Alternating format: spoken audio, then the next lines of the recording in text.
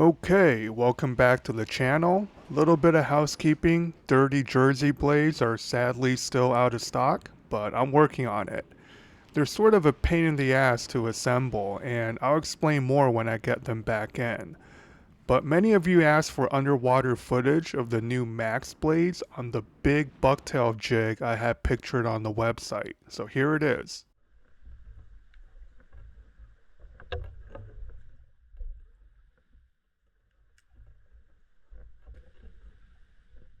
Looks pretty good to me. I forgot how nicely real bucktail flowed underwater. Definitely a big, beefy profile, and for boat guys fishing heavier jigs in deep water, I think you'll be very happy with the Max blade. Okay, no blades involved in today's video. Instead, we're back to the crankbait on my Fluke Wheel of Fortune rotation. And I'm using a rod I bought years ago but never really used up until now, the Shimano Dialuna 9-foot light. Now there was a time I gravitated towards these longer JDM sea bass rods as my main single jigging rod.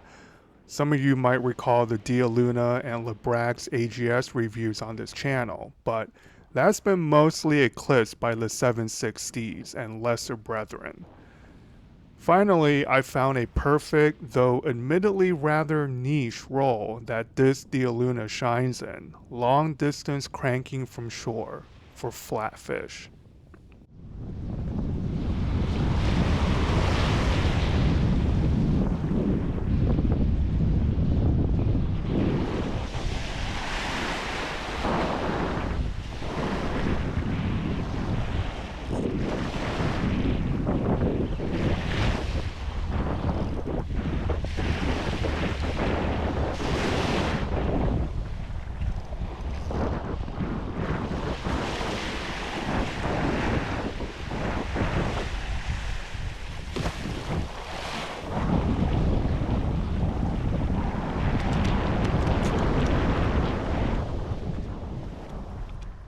So if you notice, this Dialuna bends deep into the blank. Not surprising since it was designed to throw small plugs to Japanese sea bass.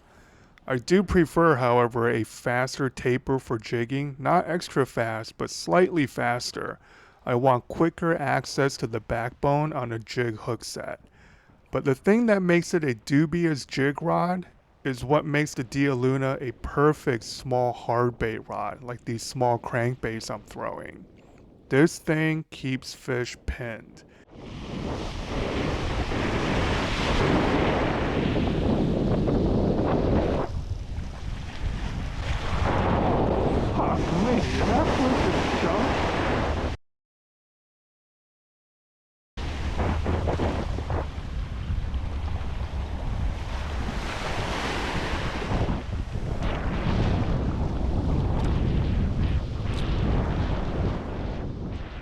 Yeah, I'm not sure if you guys saw that, but that fluke went airborne.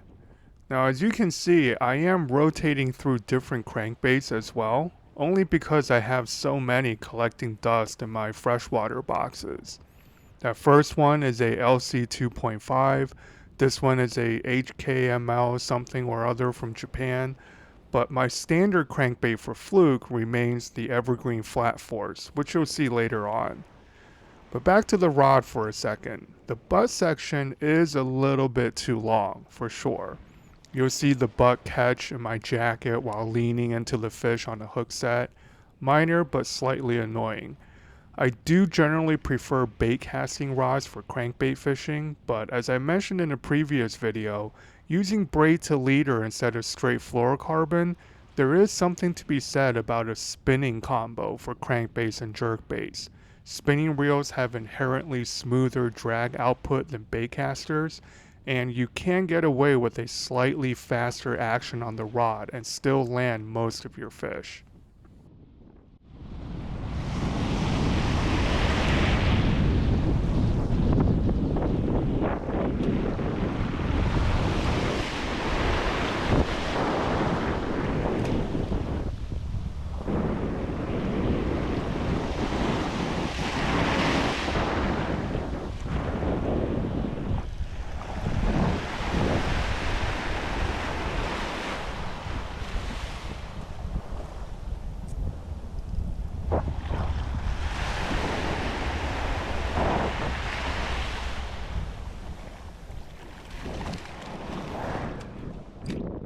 When you're fishing a crankbait or jerkbait, you should always have your pliers on your person, and in most cases you can remove the hooks without grabbing the fish. It's a falling tide that day, so there's plenty of wet packed sand to rest your fish on, and if it's a short, they get a gentle flip back into the water with my foot. No need to touch them at all. If you're keeping fish and need to measure, try to do it on wet sand. It's not always possible, especially when the water is coming up, but mitigating release mortality should be a priority for all of us. Now, if you're new to crankbait fishing, it does seem like I'm just chucking and winding, and for the most part, crankbait fishing isn't all that technical on the open beach, but here's a peek at what my crankbait is doing underwater. Basically, I'm making bottom contact and fishing the float in between. That's when the fluke following will make their move, when that bait is slowly rising away from them. In any case, there is a lot more nuance to crankbait fluking, and it's all covered in the hardbait virtual lesson on my website, cookingandfishing.com. I put that together over the winter. It was a ton of work, but the feedback so far has been overwhelmingly positive. Now, people do ask me if I prefer to catch fluke on a jerkbait or a jig or a crankbait. The answer at this point is all of the above. I will never get tired of that jig bite, especially that big jig hook set. But a fluke stopping your crankbait, that's an entirely different kind of fun. The key, I think, is to keep things fresh. I'm learning new things about each of these techniques every trip out, and that journey should be fun and rewarding in and of itself.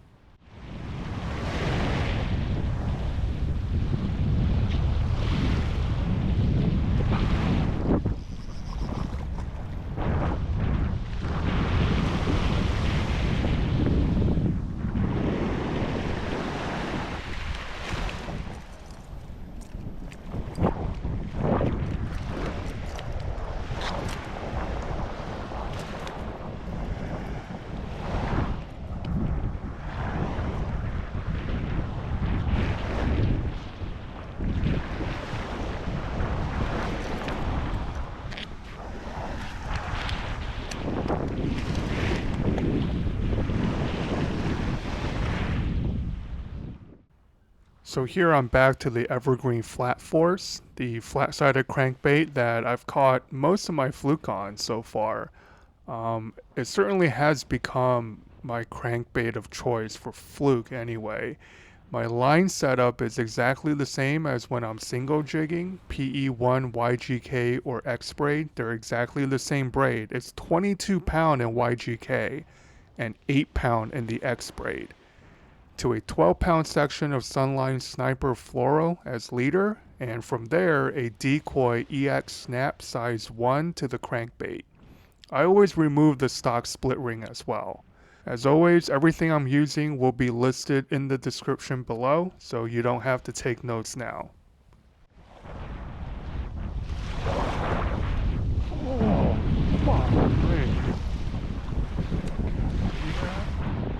Okay, someone asked me if there is any swearing in the virtual lesson videos. Fair question considering what just happened there, but the answer is no. Absolutely no swearing in the virtual lesson videos. In these YouTube videos, what can I say? They're not made for children. And the stray F-bomb that escapes my lips after losing a fish, well, any fisherman will understand, or I should hope they will understand. I mean, losing a fish is a big deal if your goal is to catch fish, right?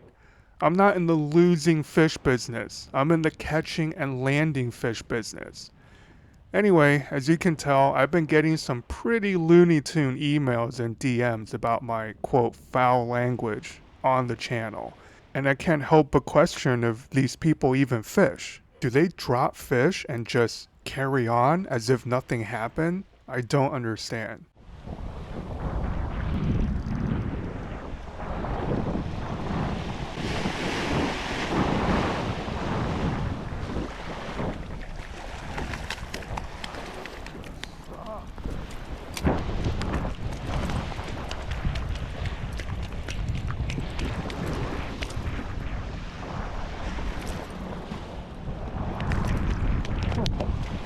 Alright.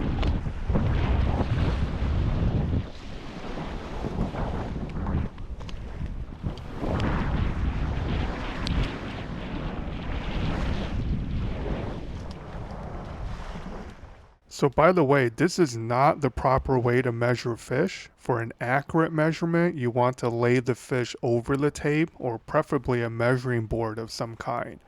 But since I'm not keeping anything this trip, this is just to keep a record for the video.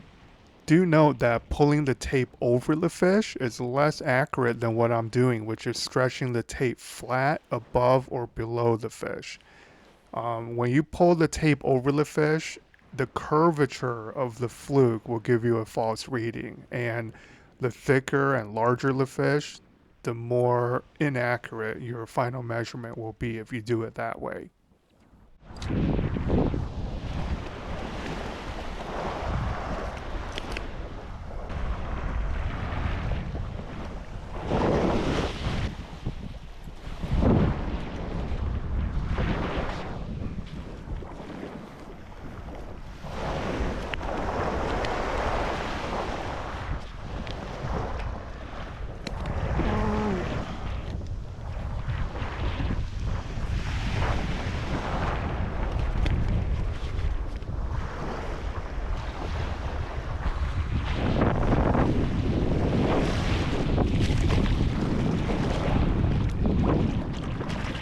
Here I'm testing out yet another crankbait, the evergreen Xeric squarebill.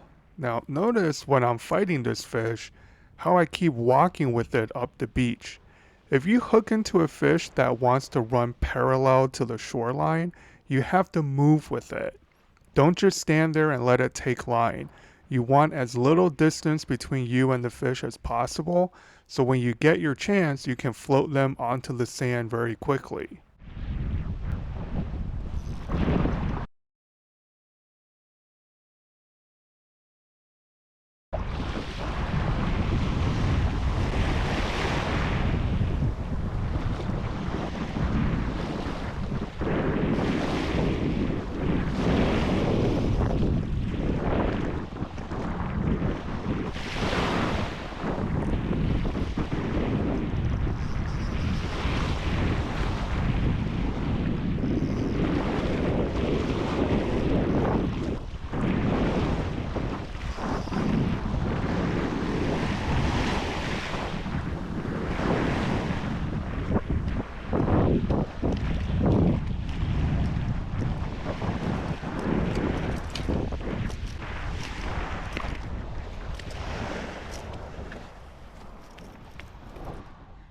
Yeah, I've mentioned this in previous videos, but with small treble hooked hard baits, you can't just horse them in like you could with a jig hook. You have to fight them out. And drag setting, rod angle, stuff like that is very important. And again, having that softer parabolic taper will do wonders to upping your landing percentage. With crankbaits, you can go very soft in the rod. That's why glass cranking rods are a thing. With jerkbaits, because you have to impart that crisp, very sharp action to the bait itself, the rod action is a little bit more complicated. You can't just go with a glass or very soft taper rod, because then your rod input, your actual jerkbait action will suffer. But with crankbaits, you're mainly using the reel. The rod is just there to help you land the fish.